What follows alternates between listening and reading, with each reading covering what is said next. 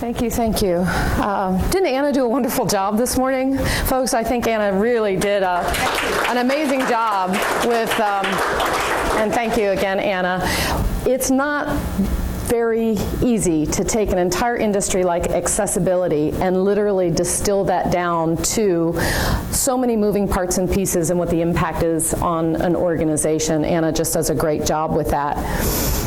Where my background comes in and what we're going to be talking about today, as Igor said, is really specific to PDF documents. I come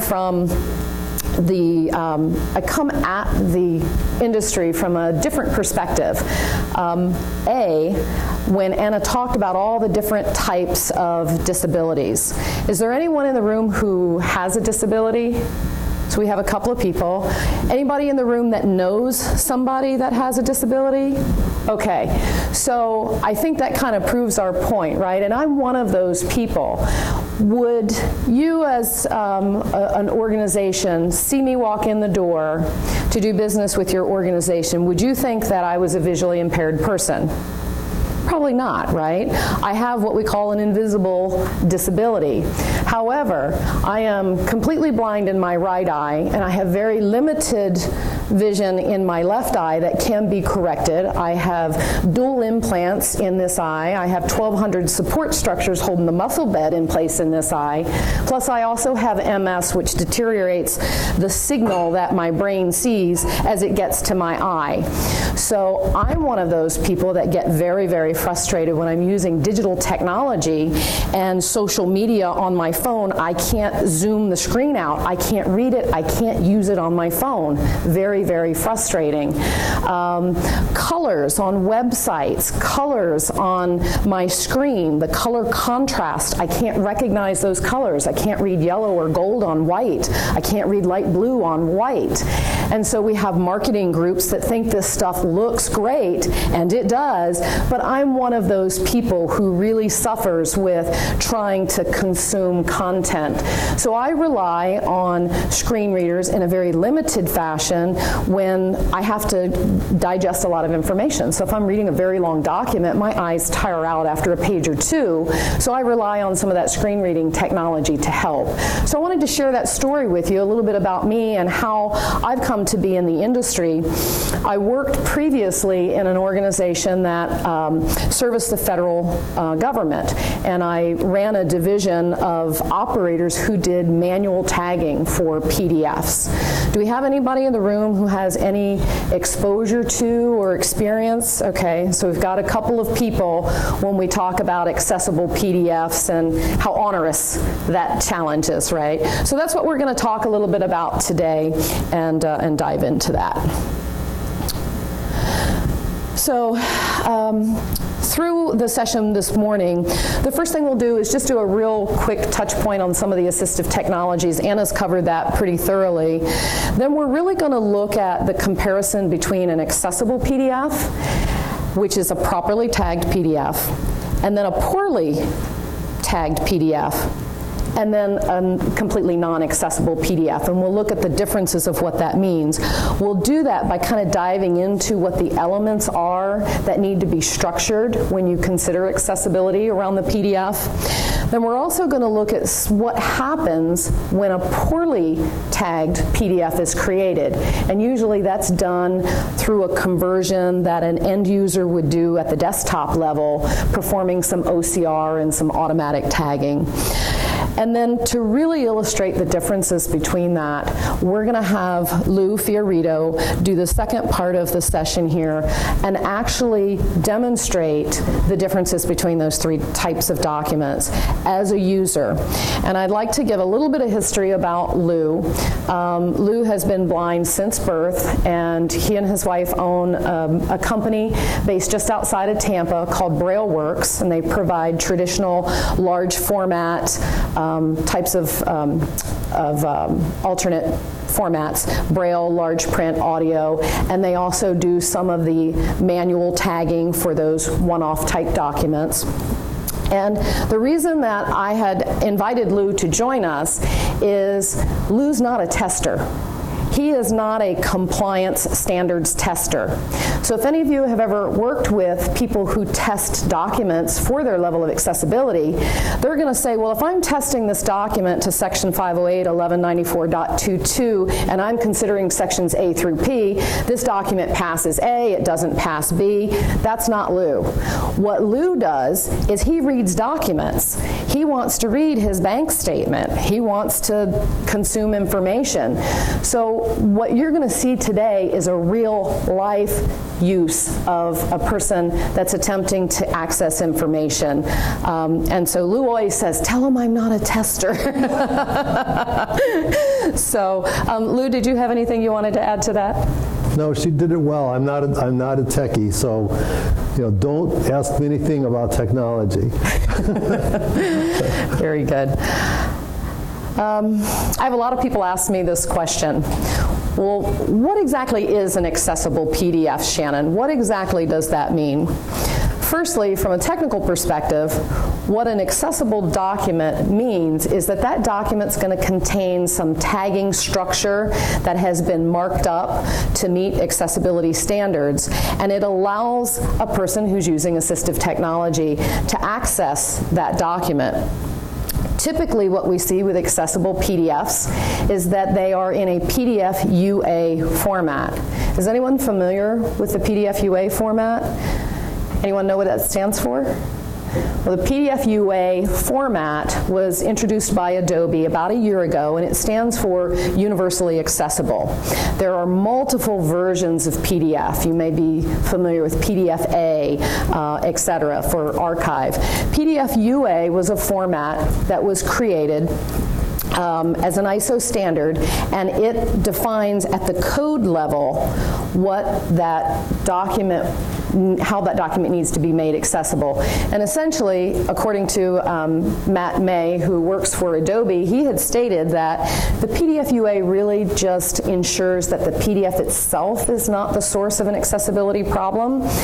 That doesn't mean that the conversion and manual touch-up, et cetera, may need to be applied to make that document completely accessible. So we often see that truly accessible documents are utilizing that format. It's not a set of best practices. It's a requirement at the code level for that format. We also need to make sure that the document is completely compatible with assistive technologies. And again, Anna mentioned several of those, and we'll talk a little bit more about them as we move forward. We talk about access as well, and we find ourselves saying often that, the document, we need to make sure people who are blind and visually impaired have access to the document. I say that's not true. Yes, they need to have access, but they really need navigation, and they need the ability to fully consume the information that's in the document. And I'll share this with you. Let's say I checked into this hotel last night, and they gave me a key to my room. I walk up to my room, I stick the key in the door, open the door. Would most of you say I have access to that room, right? I have access to it. But what if there was no bed? What if there was no light? What if there wasn't a thermostat? What if there wasn't a dresser? How well would I be able to truly use that room, even though I have access to it? And I ask you to consider that analogy when it comes to documents. Giving access to the document or making the text available doesn't necessarily mean that it's really navigable or the person using it is going to be able to fully digest that information that's in there. We also want to make sure when we talk about accessibility that we're looking at some of those standards Anna talked about as well, the WCAG 2.0. At a level A conformance, there's really 3 levels of conformance for WCAG, A, AA, AAA. Think of it as good, better, best. So when we look at level AA, we see a greater use of accessibility. And the other thing is, people ask me all the time, well, Shannon, if I have a document that's accessible, a PDF, and one that is not, how do I look at them and tell the difference? Anybody know? You can't, right? The top layer of a PDF is the image layer. It's basically a picture of what the content of that document is. So the only way you will know that that document is accessible is either try to access it with a screen reader or use a program like Adobe Acrobat Professional version and look underneath of that top layer. And that's what we're going to be looking at today, is underneath of that layer, so you can kind of see what the accessibility structure is there. So they really don't look any different to the naked eye. It's underneath that that we're really talking about. So if you take all of those things into consideration for your documents, you will be able to provide fully accessible and barrier-free documents that anyone can use with or without a disability. So for our demonstration today, I want to talk just again real briefly about the technology.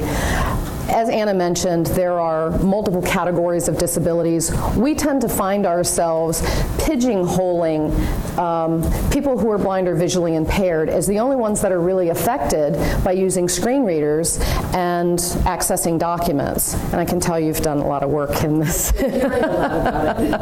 Sure. So I would ask you to consider some of the other types of disabilities for individuals that use screen readers. For example, I gave you a great situation with me personally. We also want to think about people who have cognitive disorders or things like dyslexia. Those people will generally rely on screen reader technology. So as there are many different types of assistive technologies for our conversation today, we're going to focus that down just to screen readers. A couple of things to know about a screen reader.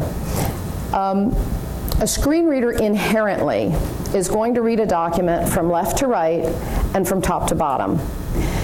Now, I would ask you to think about, as a sighted person, how you read a document. Do you pick up the newspaper and start in the upper left-hand corner and read the first sentence of column 1, followed by the first sentence of column 2, followed by the first sentence of column 3? We don't read like that, right? We generally look at a document and our eyes navigate to the things that are of interest to us. We may look at headings, and how do we know they're headings? Bigger, they're bold, right? We may look at some of the pictures and say, oh, well, that looks interesting. What's that guy doing? And then kind of dive into the data that's following or surrounding that picture. So visually, we navigate with our eyes. People who rely on screen reader technologies navigate the same way. Nobody presses the go button on a screen reader and listens to the entire document top to bottom. Even if it's ordered correctly and it reads in the correct reading order, we simply don't do that.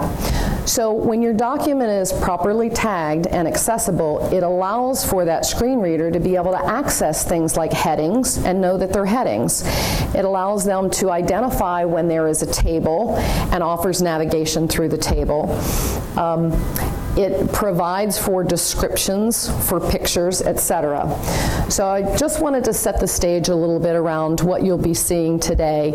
And again, from a screen reader perspective, there are several types of screen readers. Windows Eyes, NVDA, which is a free open source screen reader. JAWS, which Lou will be using today, and JAWS is made by Freedom Scientific, and it's probably one of the more popular screen readers that's on the market today. And just of note, there are a couple of different types of screen readers that are inherently embedded in operating systems. So whether it's a Windows platform or a Linux platform, they have inherent screen readers in them, as does Adobe. There's a little function in Adobe called Read Out Loud. But I would caution you on this, particularly if anyone's testing documents. They're not feature-heavy type screen readers. If you go to the market and you purchase something like a JAWS or even download something like an NVDA, you're going to get a more feature-rich experience with those types of screen readers. So this is a visual representation of what a properly tagged document looks like. What you're going to see on the left-hand side is a screenshot of a sample PDF that's a bank statement. Do we have anyone in here from insurance or banking industries? Anyone that works with high volume type documents where you're producing a lot of content every month, those types of things? I should have probably should have mentioned this earlier. When we look at accessibility for documents, let me framework this for you. It is a labor-intensive process. In order to make a document accessible, you have to apply accessibility tags to it. It's typically very manual. That environment works well when you have things like documents on your website. You may have a corporate, annual report, marketing materials, things like that. But it is a long process because it's labor intensive, and oftentimes it's cost prohibitive when you have very high volumes of documents. The biggest issue from a civil rights perspective is if you're dealing with things like financial statements or health notices and statements, and you have very high volumes of those documents and you need to make them accessible, because it takes so long, oftentimes it delays how quickly your customer can get that information. So now all of a sudden we're introducing a different level of a civil rights type of an issue. So there had not been to date a product that would allow us to create accessible documents that meet these compliance standards until Actuate developed that product. So when we look at how you make a document accessible, there's really two options or two buckets. One is you manually produce it, and typically you would go to a service bureau and they'll manually mark it up for you. Or now what we have in the marketplace with our product is something that will allow for the automation of that. That's the only solution that we see today for very high volume documents. So when we look at what that looks like, this bank statement, which we use as an example, if you were to open this properly tagged PDF in, say, using Adobe Acrobat Professional, what you would be able to see is the content that's inside that PDF or underneath of it. So what you're seeing in the middle that's circled in red are the PDF tags. These tags are what connect to the assistive technology, like JAWS, that allow it to not only read and access the text, but to be able to navigate through that document. So we're going to take a little closer look at what that means if you don't have any tags with your document. If you took that same document, opened it up in Adobe Acrobat Professional, you would see the words, you might not be able to read it from here, no tags available. So the tags tree is completely empty. That means that there is absolutely no way that that document is going to be made available to a person using a screen reader. Now, Lou's going to show you a couple of features when he does the demonstration about how to work around that, and it often results in a poorly tagged document.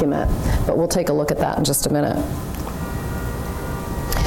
So some of the elements that you want to consider when you're talking about accessibility for a document are what are listed here. Things like properties and fonts, the title of the document, what language the document's written in, bookmarks for certain lengthy documents, logical read order and tab order. A lot of us are familiar with this if you've ever filled out a form, say online, or a fillable form, and you just tab to the next fillable box where you type your information. As you tab through it, it jumps to the next logical place where you put your information in. That's an example of a logical tab order that's been set. We're also going to talk about images and non-textual type content. Then there's your text and headings, things like lists, things like links, whether they're internal links or external links. All of those things need to be considered. What we have in bold are the things that we're going to focus on today, just in the essence of time, which is going to be the document language, logical read and tab order, the images, alt text, text headings, and tables. So language. Many times we see that documents often contain more than one language. It could be English and Spanish, English and French. The combination sometimes can be one language with a second language directly underneath of it. The document needs to have a declaration of what that language is. And the reason for that is because the screen reader technology is going to read that text by applying the right accent to it. So for example, if in English your document said, I'm enjoying very much the proper tagging of PDF documents, the screen reader is going to read that with an English accent. But still using the same fonts, and you had that same example in French, if you did not declare that language is French so that the screen reader knows to read it in French, it's going to sound like this. J'ai apprécié beaucoup le bon éditage des documents PDF. Doesn't sound very French to me, right? So making sure that we declare the language in the document can be very critical to understanding all the information in it. So again, we're going to continue the theme with this bank statement. If you open this document up, again using Adobe Acrobat Professional, you can click on a feature that says Touch Up Reading Order. And what that's going to show you is how that document is tagged. It's identifying all the different structures that are within that document, and this gives you a nice quick look at not only the elements that are tagged, but the order that they're in. So I'm going to dive into that a little more deeply here. Firstly, if you notice, there are little boxes that have numbers in them. 1 through, looks like 56 or so. What that means is, if you did push the go button and let the screen reader read it top to bottom, left to right, those numbers indicate the sequence in which that screen reader is going to read it. So in this case, you'll see the first thing that's going to be read is the page number, and it would say page 1 of 4. The second thing that it would read would be the figure at the top that says SF Wealth logo. The third thing it would read would be statement information. So that order becomes very important, again, when you're moving around in the document. So if we drill down a little bit further and we look at what some of those elements really mean, you'll notice that things at the top, again, statement information, that would be tagged as a heading. The figure of SF Wealth logo, if it's a non-text element, meaning it's a graph, a picture, etc., that's generally tagged as a figure tag. And that's what tells the screen reader that this is an image and would automatically access some of the alt text that's with it. So you'll see here things like tables, figures, traditional text, all contain specific tag elements to make that sure that that document's accessible. When we talk about alternative text, the short story is that there is no software that can look at a picture and determine what it's a picture of. So that requires us to put some kind of a descriptive text and associate it with that picture so that the screen reader will read that text when it encounters a picture. So the screen reader would say graphic, so that the listener understands, okay, this is a picture, and then it's going to read whatever text is associated with it. There's a slew of industry standards around how to create good alternate text. You don't want to say things like, this is a picture of, because the screen reader is already announcing this is a graphic. You don't want to say, it is a blue flag flying, because you may not know what the color blue is. You also want to keep it very short and concise, generally 3 sentences or less. You want to really frame what the context is, not a full lengthy description. The only time we see some examples that are outside of those parameters is if you had a picture of some text. And I see that pretty regularly. It may be a picture, a little image of a quote someone made. In that instance, your descriptive text would equal whatever the text in the image is. So there are certainly some guidelines to follow there. Has anyone ever had any experience putting alt text, say, in a Word document? Okay, so several of you have. Excellent. So that shouldn't be too foreign.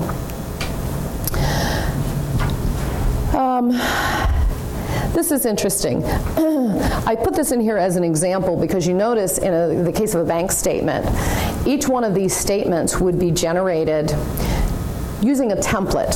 So if you and I had the same had a bank account at the same bank, and we both had just a regular checking account, we may get that same looking statement. The difference is mine has my name, my account number, my banking activity, and yours has yours. So So that statement may grow and shrink in size, but the template that's used to generate that information is essentially the same. The challenge is when you go to make that document accessible, before the Actuate solution hit the market, you would have to manually tag and mark up or remediate every single document because there's different information in it. Our solution addresses that and allows for automation. And one of the interesting things here is you'll notice that this pie chart would be dynamic because your bank statement is going to show that you have different spending habits than I have, and this is a pie chart illustrating your spending habits. So what you'll see a little bit later on when Jeff and Will do a demonstration of our technology, how really unique this is as we start looking at where the data lives when you're populating this particular statement and some possibilities for using that data to populate that particular image with appropriate alt text, again allowing for the automation of it. The other reason that I pointed this out is from a perspective of usability, it's a terrible, terrible image because it's using color to convey information. And we generally, if you can't see color, how the heck do you know what that's trying to communicate?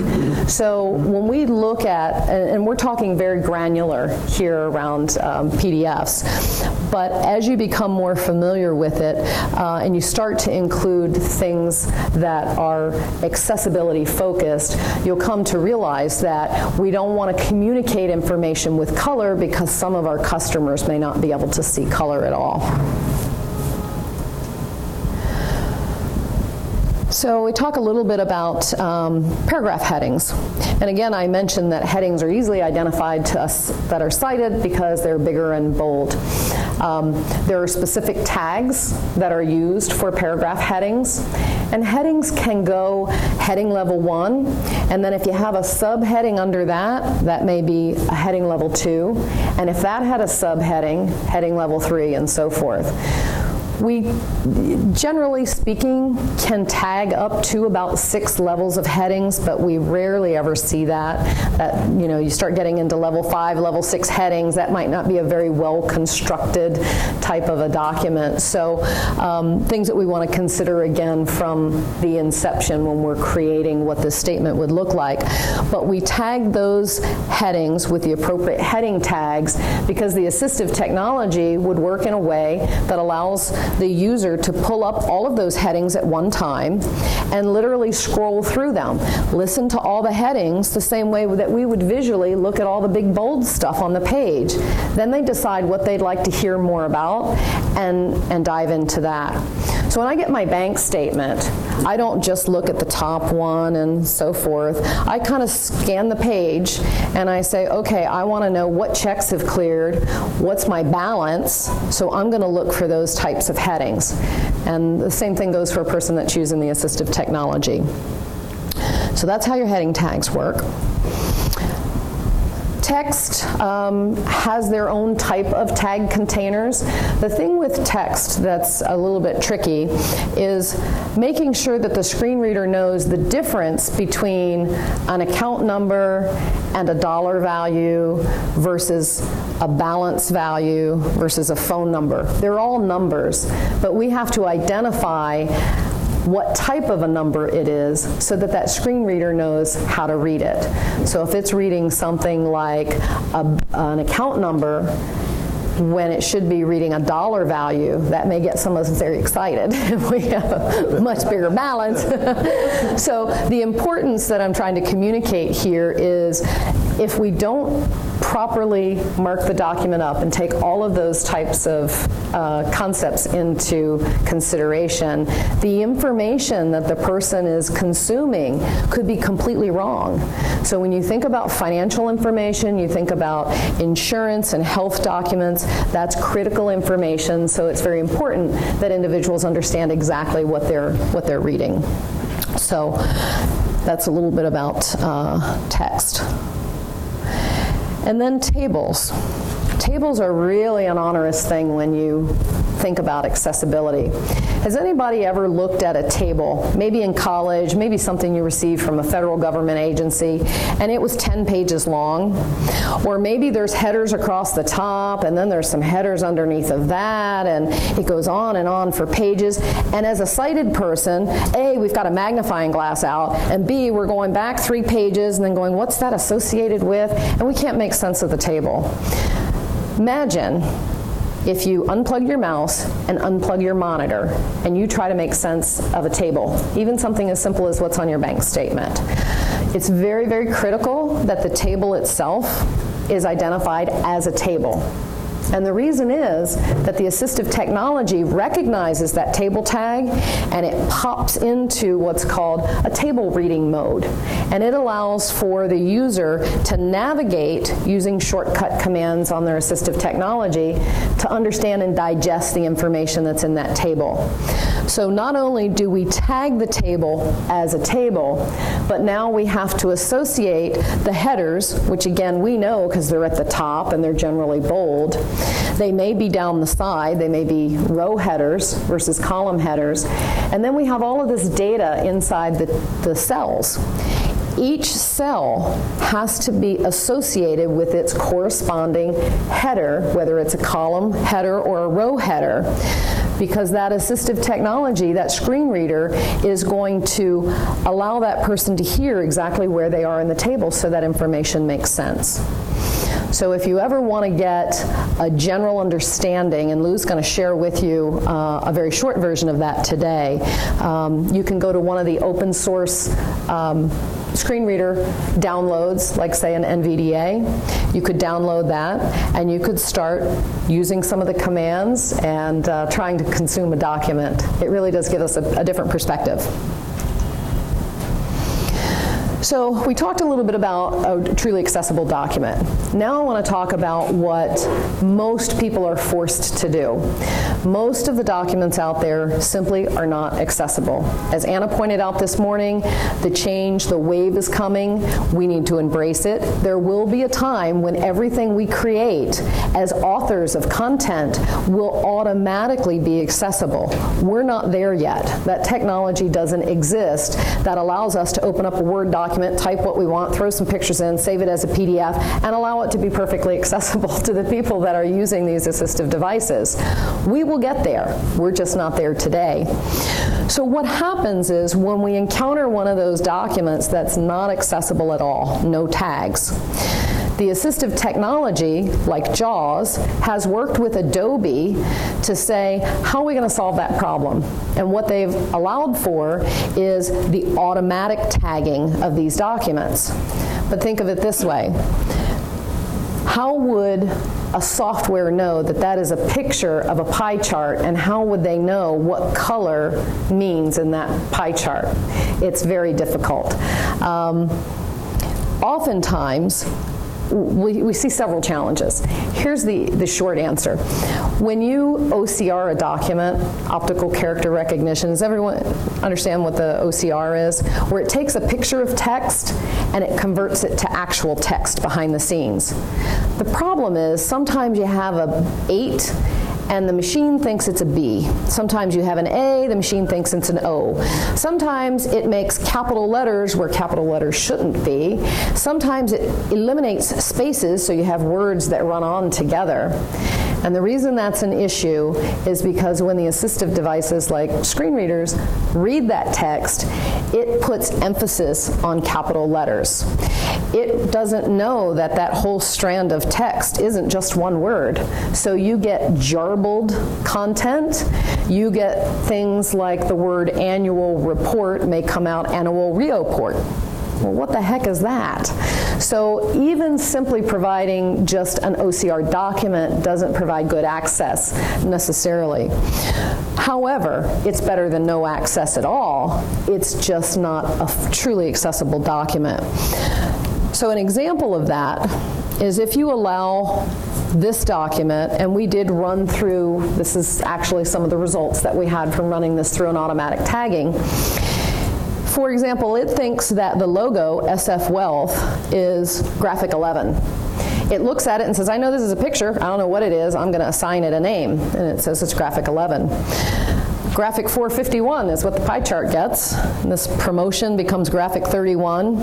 It also took things like tables, and because of the structure of the table, it thought it was a picture. So now that information is completely not accessible, the text is not OCR'd, that table becomes graphic 87. So you start to see those types of challenges. And I point this out because I've had people say to me, I don't really need to do anything with my documents. They can automatically, Adobe will automatically convert it. And I opened it up and looked at it, and it's a tagged document. The challenge is it's not properly tagged, and it really conveys wrong and inaccurate information, which can be critical to the person that's trying to access that information.